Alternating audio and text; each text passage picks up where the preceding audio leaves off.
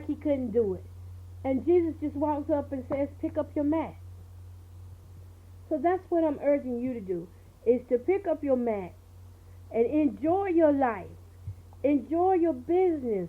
It's a beautiful thing to have a business. You don't have to be depressed, and you don't have to be, sitting back waiting to see what others do before you make a move. God has given you a mind of your own, and it's time that you start using it. Because when we're dealing with these unmet needs, y'all listen, it is, even in relationships, it's people who are never satisfied. They're just never satisfied with one man. They're never satisfied with one woman. They got to have a mixture. They got to have a lot of them. They got to, I'm talking about, they got to have the side chicks. They got to have the side dudes. They got to have side everything. They always got this aroma of drama with them. And that's because they have unmet needs. And they aren't aware of these unmet needs because they haven't taken the time to examine themselves to see where it is coming from. And that's what you have to do. In order to solve these unmet needs in your business, you're going to have to solve the unmet needs within you. You're going to have to solve that. Y'all, let me move around a little bit. This chair is different too, by the way, and it is like I'm not used to it. So you're going to have to find a way to deliver your products, to deliver your marketing. Finding a product, a service, or a niche that delivers results. You want results. And it's going to depend on you and your customer needs. It's all up to you and whatever your customer needs are. If you're a aiming business, you want to be different from everybody. That's what I love about God, is that he will give us sometimes the same things, but he gives it to us individually different. And so we're able to relate to one another. Even like in doing podcasts, one thing I found out is that everybody is doing podcasts. Everybody is talking about business. Everybody is talking about the Lord. Everybody's talking about music. Everybody's talking about clothing. Everybody's talking about dating. But not everybody does it the same way. So let me give you a few tips on how you can meet some of your customer needs. And this is just a few tips. If you want them, you can write them down. If not, just keep it moving. Okay, map your customer journey out. Creating a customer journey map helps you visualize every process that your customer goes through in dealing with your product or service. It takes you through every specific touch point in the process that plays an integral part in converting them from leads to loyal customers. By mapping your customer's journey, you can spot potential bottlenecks in the process that can mean the difference between an actual conversion or a lost opportunity. Okay? And we don't want lost opportunities out here. We don't want to, have an opportunity cost and then not even be able to see it. So by mapping your customer's journey, you can see what they need. And I encourage you also to map your personal journey so that you can see what you need in order to feel efficient, in order for you to feel whole. In order for you to feel whole without people having to validate you all the time and remind you, hey, you're the CEO. There are just people out here that just, it gets to me though. It gets to me sometimes because I see the arrogance in it. And sometimes people can't see how arrogant they are. And they be like, hey, I'm the CEO of this, I'm the founder of this and that. And they're always announcing themselves to look bigger than what they are.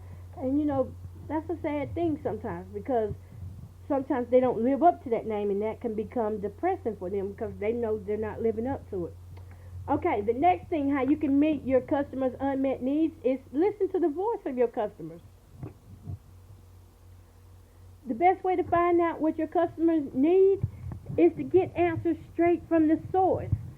Voice of the customer programs and surveys, they're popular for getting real-time feedback and insight.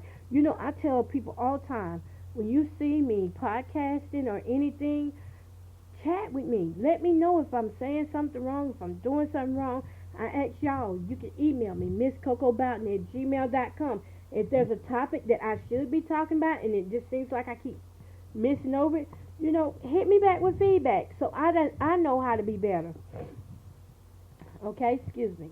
Using real customer opinions, voice of the consumer, is a great way for you to better satisfy your customer so they will not have unmet needs. All right. And that's all I'm going to do for that. Now we're going to go into the homework portion of things. For your homework, I want you to write a list of 7 unmet needs. 7 unmet needs that you have emotionally and also business.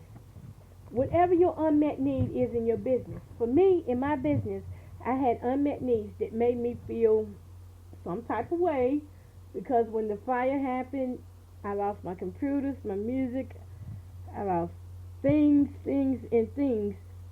and that fire was last May, and I just got equipment last month. So that was a long wait. It was almost 9-10 months, I think. But anyway, that was an unmet need for me in my business, and it was necessary for me to have in my business because I couldn't schedule interviews. I didn't do any interviews. I could not, do graphic designing the way I wanted to do it. It just hindered me so much. So, what are your unmet needs in your business? If any of y'all have any suggestions on what I can do to keep my throat moist when I'm speaking, that would be nice. You can leave them for me as well. Okay. And I want you to put down your emotional unmet needs.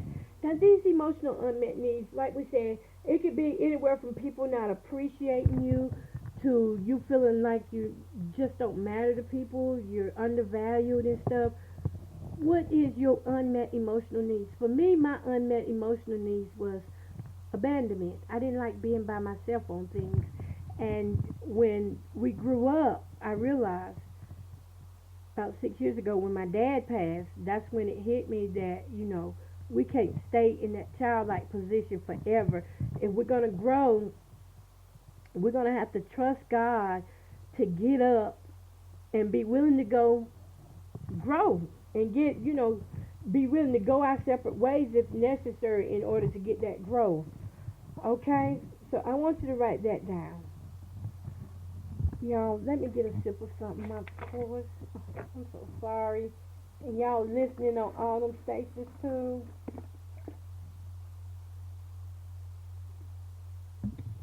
Whoo, that feels so much better. Alright. Okay, the next thing I want you to do as part of your homework is to write down how you can improve your personal needs. And I'm not talking about like bringing other people in. I'm talking about how can you feel satisfied when there's nobody there but just you. Improve your own personal needs, all right?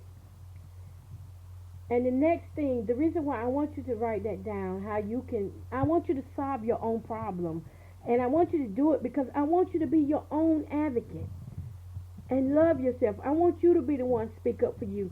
I don't want you to go call your big sister or, someone who's in your company and say, do this for me, do that for me.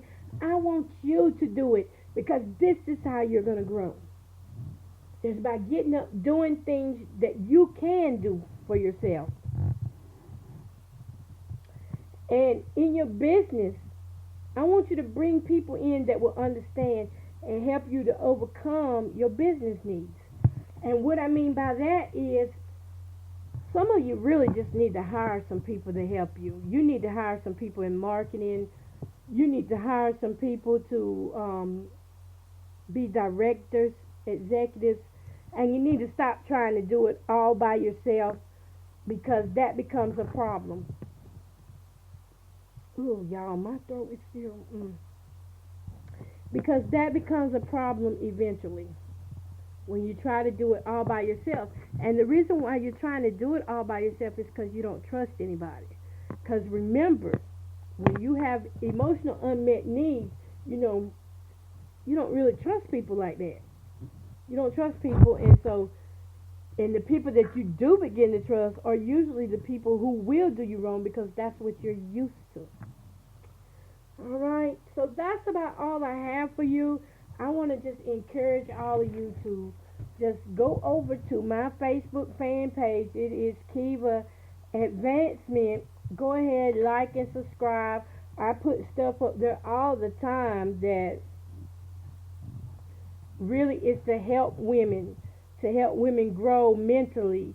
My goal of Kiva is to empower women to become independent from negative ways, negative behaviors, negative thoughts, because I had an addiction. I had an addiction once, so I know what it's like. I was in bad relationships. I still make some bad choices. So I know what it's like to feel alone. And you don't have to feel alone because there are other people going through the same thing that you're going through. I'm going to read you some of the stuff that, I do write up on Kiva. And this here is in relationships. It just to help somebody.